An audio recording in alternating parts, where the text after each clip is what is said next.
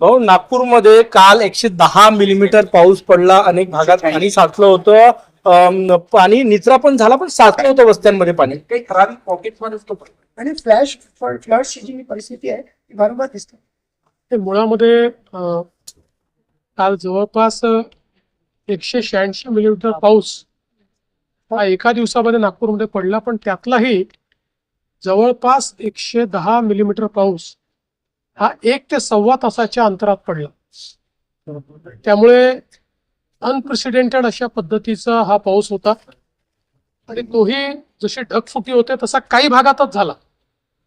त्यामुळे त्या भागातले जे काही सखल एरिया होते किंवा लो लाईंग एरियाज होते त्या एरियामध्ये मोठ्या प्रमाणात पाणी शिरलं. विशेषतः 3 शाळांमध्ये त्या ठिकाणी रेस्क्यू ऑपरेशन चालवावं लागलं आणि सर्व मुलांना, जवळपास 450 मुलांना बाहेर काढावं लागलं. प्रशासनाने अतिशय चांगलं काम केलं. काही ठिकाणी बोटी वापरल्या, काही ठिकाणी रोप वापरले आणि जे काही रेस्क्यू करायचं होतं ते अतिशय वेगाने सगळ्यांना रेस्क्यू केलं. त्यामुळे कुठली हानी त्या ठिकाणी झाली नाही. पण निश्चितपणे लोकांच्या घरामध्ये पाणी शिरल्यामुळे किंवा काही ठिकाणी मोठ्या प्रमाणात पाणी जमा झाल्यामुळे काही काळापर्यंत जनजीवन विस्कळीत होतं. पाणी निघून देखील लवकर गेलं. अजूनही काही भागांमध्ये पाणी आहेच, त्याच्यावर कारवाई चाललेली आहे. आजही काल जे काही आपल्याला अलर्ट दिलं होतं त्यात ऑरेंज अलर्ट नागपूरला दिलेला आणि संध्याकाळनंतर कदाचित पाऊस 5 वाजेनंतर मोठ्या प्रमाणात येईल अशी अपेक्षा आहे. प्रशासनाशी माझी चर्चा झाली आहे. प्रशासन पूर्णपणे तयारीत आहे. पण आता हे वेदर इव्हेंट्स मात्र सगळे चिंताजनक आहेत. आपण बघतोय, पालघरला आपण बघितलं, नागपूरला आपण बघितलं, मध्ये रायगड जिल्ह्यात आपण बघितलं, नाशिकला आपण बघितलं की 15 दिवसाचा, महिन्याभराचा पाऊस हा एका दिवसात येऊन राहिलेला आणि त्याच्यामुळे त्याची इंटेन्सिटी इतकी आहे की आपल्या त्याला ड्रेन करण्याच्या नॅचरल सिस्टीम्स देखील त्या ठिकाणी इतक्या प्रभावी नाहीत की ज्या महिन्याभराचा पाऊस जर 1 दिवसात आणि 1.5 दिवसात आला तर त्यातनं अनेक फ्लॅश फ्लड्स जे आहेत ते तयार होत आहेत. त्यामुळे याचाही थोडा विचार हा भविष्याच्या दृष्टीने करावा लागेल. नागरिकांचा जो रोष आहे तो पालिकेच्या विकास कामांना घेऊन आहे, सिमेंट रस्ते असेल किंवा ड्रेनेज सिस्टीम असेल, समन्वयाचा अभाव विकास काही ठिकाणी हे देखील सत्य आहे की कामं चाललेली आहेत, ती अर्धवट आहेत, त्याच्यामुळे त्या ठिकाणी पाणी थांबलं. पण सरसकट असं नाहीये, कारण मी जसा उल्लेख केला की जर 1 ते सव्वा तासामध्ये 110 मिलीमीटर पाऊस पडेल तर कुठलीच सिस्टीम एवढ्या पावसाकरता डिझाईन नसते. आपण सिस्टीम डिझाईन करताना गेल्या 20-25 वर्षातला जो डेटा आहे त्या डेटातला जो अधिकतम पाऊस आहे त्याच्यात 10% जास्त अशा पद्धतीनं ती सिस्टीम डिझाईन होते. परंतु जर इतका पाऊस एकत्रित आला तर त्यातनं काही डिस्ट्रप्शन होतात. पण म्हणूनच मी सांगितलं की आता एक प्रकारे अशा प्रकारचे इव्हेंट्स हे सातत्याने होत आहेत आणि राज्यभरात, देशभरात होत आहेत. तर याचाही विचार आपल्याला पुढच्या काळात करावा लागेल. जरांगे पाटील यांनी राज्यव्यापी आंदोलनाची पुन्हा एकदा अंतिम आंदोलनाची घोषणा केली आहे. मराठा समाजाची सरकारने अन्याय केलाय. 58 लाख मराठा नोंदणीच्या आधारे तातडीने जात प्रमाणपत्र सादर करण्याची नेमणूक. जात प्रमाणपत्र हे मागितल्यानंतर मिळतं आणि ज्या ज्या लोकांनी जात प्रमाणपत्र मागितले त्यांना ते प्रमाणपत्र मिळालेले आहेत. माझ्या माहितीप्रमाणे पेंडन्सी अतिशय कमी आहे. कोणी मागताय आणि देत नाही अशी परिस्थिती नाही आहे. मला असं वाटतं की फार कमी पेंडन्सी आहे. त्यांना जात प्रमाणपत्र दिले जात आहेत आणि इतरही ज्या गोष्टी आहेत, मी पुन्हा एकदा सांगतो की आमच्या सरकारने, महायुतीच्या सरकारने मराठा समाजाकरता जेवढे निर्णय घेतले आणि जेवढे निर्णय कार्यान्वित केले हे कुठल्याच सरकारने कधी घेतले नाहीत. अद्यापही कोणाचा काही दोष असेल, कोणाला काही वाटत असेल की हे योग्य होत नाहीये तर निश्चित त्यातला मार्ग काढता येईल. त्या सगळ्या गोष्टी आपल्याला बघता येतील आणि त्याला योग्य पद्धतीनं मला असं वाटतं की त्याच्यावर मार्ग काढता येईल.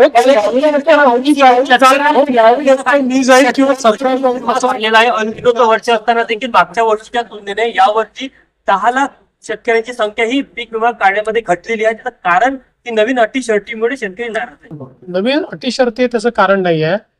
मुळातलं त्याचं कारण असं आहे की आपण 1 रुपयात पीक विमा अशा पद्धतीनं ज्यावेळेस पीक विमा केला त्यावेळी सर्वांनीच तो पीक विमा काढला, पण त्यानंतर आपल्या लक्षात आलं की त्याच्यामध्ये खूप मोठ्या प्रमाणात दुर्दैवाने बोगसगिरी झाली. बीड सारख्या घटना आपल्याला पाहायला मिळाल्या आणि म्हणून मग त्याच्यामध्ये काही सुधारणा आपण केलेल्या आहेत. आणि पूर्वीप्रमाणे आता शेतकऱ्यांना त्यांचा जो हिस्सा पूर्वी भरावा लागायचा तो भरावा लागतोय, तर म्हणून ती संख्या थोडी कमी आहे. राहुल गांधी ने संसद में भाषण किया, आरएसएस असली शत्रु है, लोगों को अंधभक्त बनाना चाहता है, अमित शाह ने फायरिंग के ऑर्डर दिए, ऐसा सब आरोप. नमस्कार शेतकरी मित्रांनो, शेतकऱ्यांसाठी मला असं वाटतं की आनंदाची बातमी आलेली आहे. शेतकरी मित्रांनो, correct. तुम्हाला मुझे सर्वांना ऐसा माहिती लगता आहे है, की मैंने राज्य तो सरकारने शेतकऱ्याची कर्ज राहुल माफी गांधी करण्याचा का हा मोठा भाषण निर्णय सुना नहीं, घेतलेला क्योंकि मेरे पास इतना आणि समय 2 नहीं लाख है कि उनका रुपयापर्यंत भाषण सर्व सुनूं. कर्ज हे राज्य क्योंकि सरकार उनके भाषण में रहता तो होता तो कुछ नहीं है. साठीची पहिली कोई यादी भी उद्या जाहीर होणार आहे. विपक्ष का शेतकरी नेता मित्रांनो, उद्या जब अजितदादा बोलता है, पवार यांची जयंती असल्याकारणाने आरोप जरूर करे, राज्याचे मुख्यमंत्री देवेंद्र फडणवीस हा मोठा निर्णय कोई गलत घेणार बात हो आहे. तो उसके ऊपर उद्या जरूर बोले, कर्जमाफीची पहिली टिप्पणियां भी करे. येणार आहे.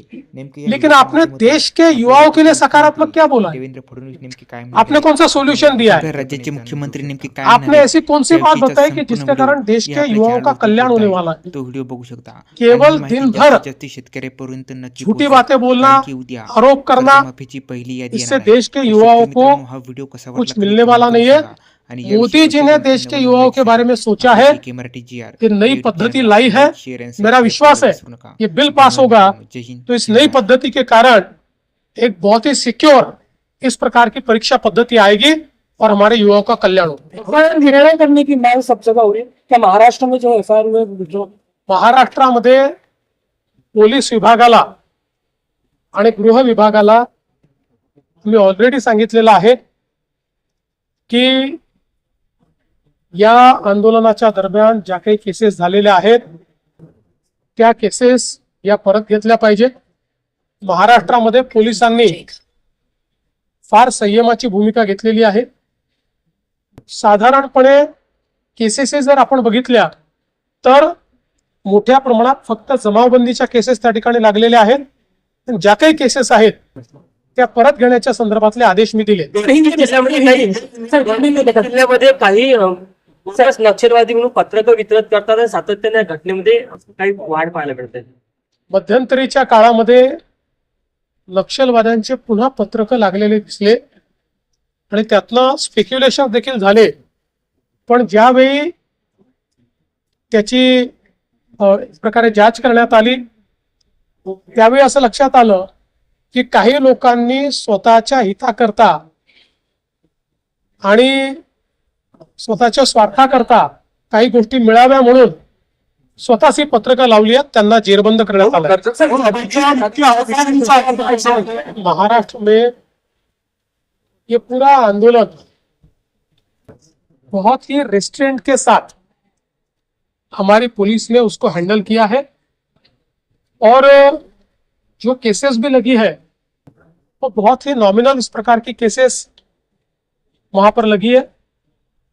और मैंने कल सुबह ही गृह विभाग के साथ राज्य के DG के साथ चर्चा की थी और कल ही आदेश दे दिया था कि इन केसेस को वापस लिया जाए. राहुल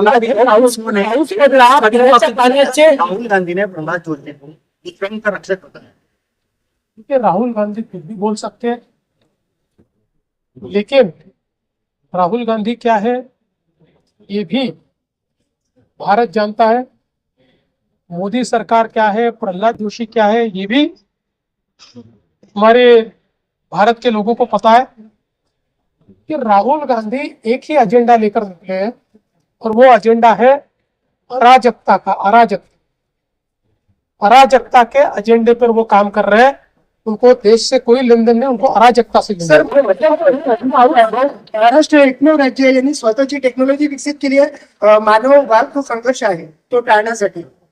मला अतिशय आनंद आहे की मार्वल जी आपल्या महाराष्ट्राची AI कंपनी आहे यांनी एक अतिशय चांगलं मॉडेल आपल्या नागपूरचे SP आहेत हर्ष पोद्दार त्यांनी ते तयार केलेलं आहे, ज्यामध्ये वाघाचं जे विचरण होतं त्याचं अर्ली वॉर्निंग देण्याची सिस्टीम तयार केली आहे. आणि या सिस्टीम मध्ये केवळ पिक्चर बेस्ड नाहीये, तर आपल्याला माहिती आहे वाघ जेव्हा विचरण करतो त्यावेळेस काही प्राणी हे आवाज काढून जंगलाला सांगत असतात की वाघ कुठे आहे. हा जंगलाचा नियम आहे. आणि आमचे जे आदिवासी बांधव आहेत, जे वर्षानुवर्ष वनवासात राहतात, त्यांना याची नीट माहिती असल्यामुळे ते पूर्वीच्या काळात अशा परिस्थितीत राहत असताना बरोबर त्या ठिकाणी स्वतःला वाचवायचे. तेच ज्ञान आता आपण AI मध्ये आणलेलं आहे. त्यामुळे वाघाच्या विचरणामध्ये फोटो जरी वाघाचा नाही मिळाला तरी ज्यावेळेस हे प्राणी आवाज काढतात, ते आवाज सेन्स करून आणि त्यातनं वाघ कुठे आहे याची अर्ली वॉर्निंग देण्याच्या संदर्भात ही सिस्टीम तयार झालेली आहे. AI सिस्टीम आहे. ही जशी जशी सिस्टीम काम करेल तशी ती अजून प्रगल्भ होईल. पुढच्या काळामध्ये संपूर्ण देशात ही रेप्लिकेट करता येईल. कर्जमाफीच्या यादीत नसतो KYC करताना दिसणाऱ्या प्रत्येक मोठी तफावत काही ठिकाणी आढळत आहे, खास करून हिंगोलीच्या ठिकाणी. असं आहे की या संदर्भात पहिल्यांदाच खूप स्पष्टपणे सांगण्यात आलेलं आहे की काही अकाउंट्स NPA होते. ज्या NPA अकाउंट्स मध्ये NPA असताना देखील बँकांनी त्याच्यामध्ये व्याज लावलं. पण ज्यावेळेस बँकांची आमची चर्चा झाली त्यावेळी बँकांनी 2 गोष्टी कबूल केल्या. एक, NPA वरचं व्याज ते कमी करतील, ते काढून टाकतील. आणि दुसरं, कर्जमाफीच्या दरम्यान अकाउंट आणि अकाउंटमध्ये पैसे येणं या दरम्यानच्या कालावधीचं व्याज ते काढून टाकतील. त्यामुळे अकाउंटमध्ये जरी व्याज दिसत असलं तरी बँकांनी त्या व्याजाशिवाय कर्जमाफी मान्य केलेली आहे. आणि म्हणून आम्ही जी कर्जाची रक्कम आहे ती बँकेत भरतोय आणि व्याजाची रक्कम बँक स्वतः त्यातनं काढून घेणार आहे. काही लोकांना कन्फ्युजन असं होतंय की आमचे जास्त पैसे अकाउंटला दिसत आहेत, म्हणजे आमचं जास्त कर्ज अकाउंटला दिसत आहे आणि त्या मनाने आमच्या अकाउंटला कमी पैसे आले आहेत. काळजी करू नका. 2 लाखापर्यंतचा जो अकाउंट आहे या अकाउंटला पूर्ण पैसे आम्ही देणार आहोत. थँक्यू. ऍक्च्युअली बॅम्बू फॉरेस्ट वाले आहे